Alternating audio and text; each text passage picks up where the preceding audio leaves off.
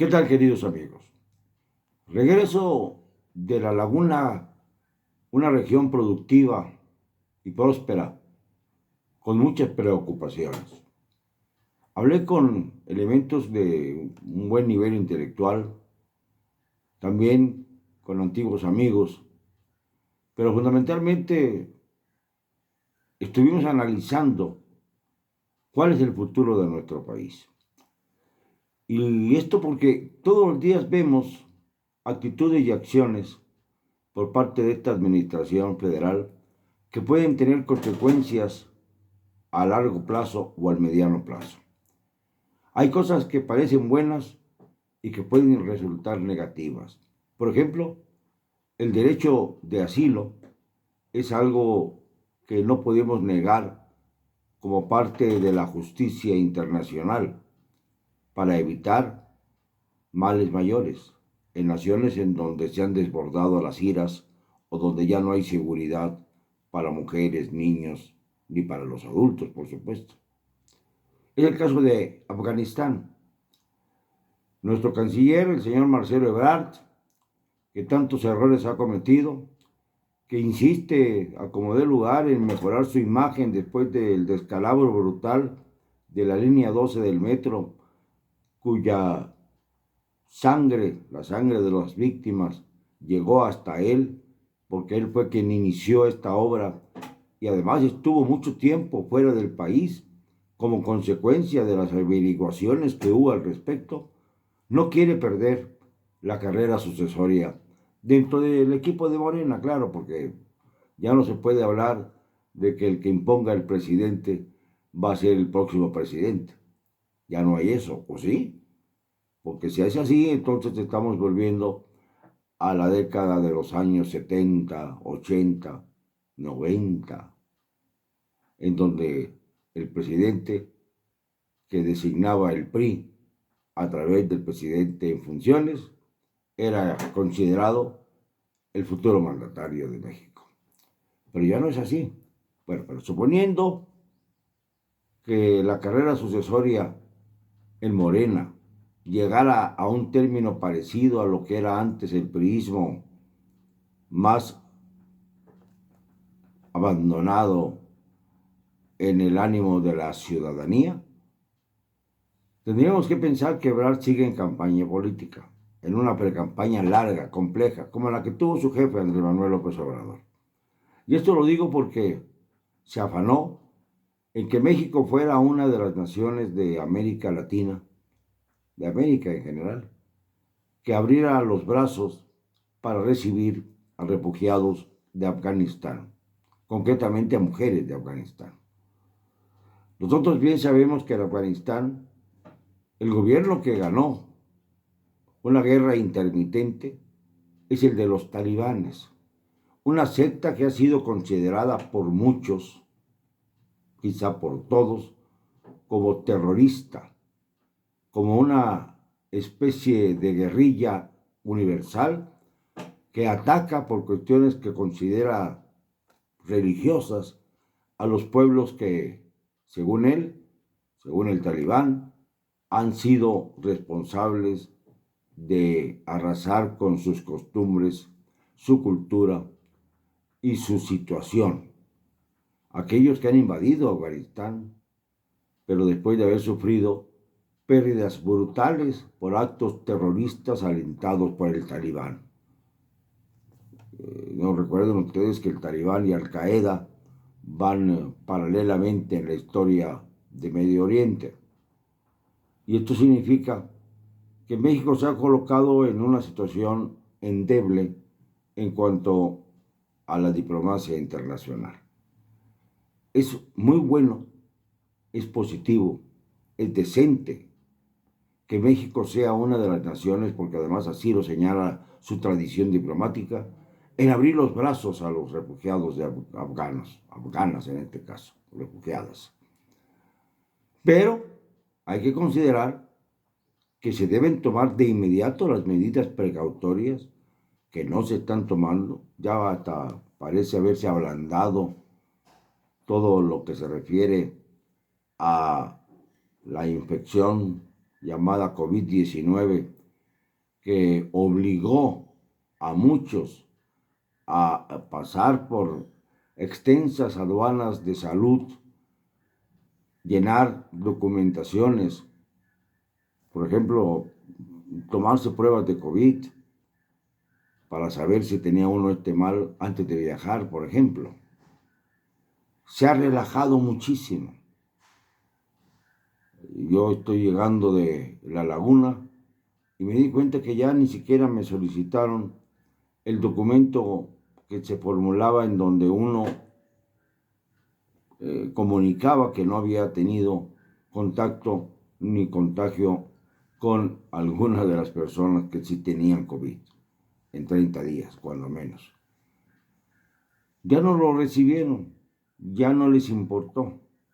Y pasé perfectamente bien las aduanas, claro, con el cubrebocas y con el gel antibacterial y con algunas medidas laterales, pero no con la debida supervisión que antes existía. Este se ha relajado. Pero al mismo tiempo se abren las puertas a las refugiadas. Y yo aplaudo que se abran las puertas a las refugiadas, siempre y cuando nuestro gobierno sea capaz de implementar medidas de seguridad muy extremas para evitar que este gesto humanitario de buena voluntad se convierta en un riesgo más para la seguridad y para la soberanía de nuestro país. Porque estamos expuestos, como somos además la puerta de entrada a los Estados Unidos, a que nuestro país sea blanco vulnerable de los terroristas, entre ellos los talibanes, por supuesto. Hemos ido brincando en nuestro país, afortunadamente, lo que el terrorismo ha dañado a otras regiones del mundo. Lo hemos brincado, pero el terrorismo está presente y es una realidad universal que no podemos soslayar.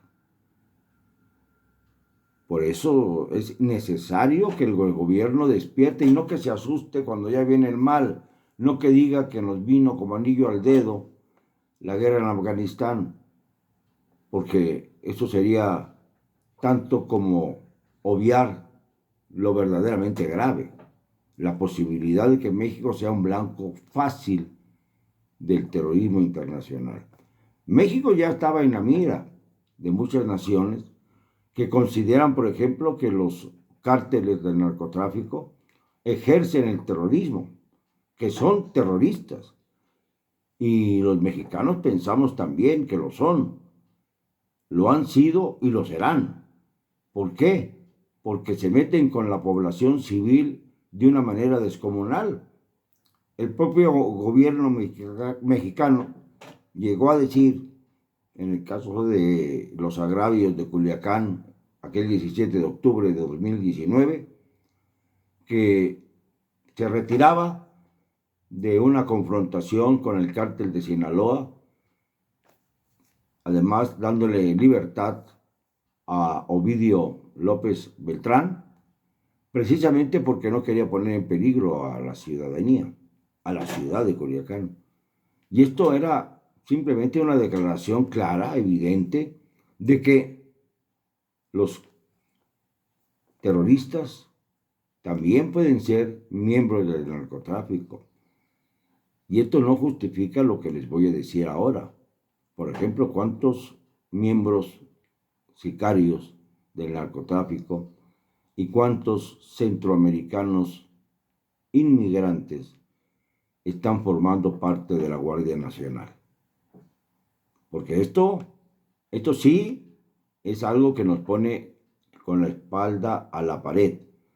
Porque la misma formación de la Guardia Nacional, que López Obrador ha insistido en empoderar cada vez más, en darle un poder paralelo al de la Secretaría de la Defensa Nacional o a la de la Secretaría de Marina o a la Fuerza Aérea Mexicana, que son las tres grandes dependencias en donde se basa la fuerza del Estado represora, sí, pero también la fuerza de una soberanía que está siendo hollada constantemente por el poder supremo de los Estados Unidos, que lamentablemente colinda con nosotros en su frontera sur, en nuestra frontera norte.